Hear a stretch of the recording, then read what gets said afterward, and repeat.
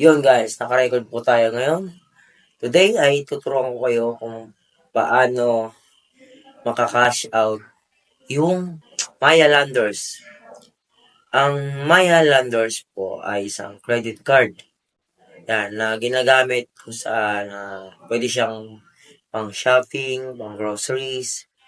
Yan, pwede siyang gamitin doon. Pang dining, mga kainan.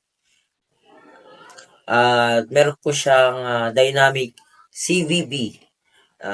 Sinisecure po ng mas mabuti yung transaction. Yan.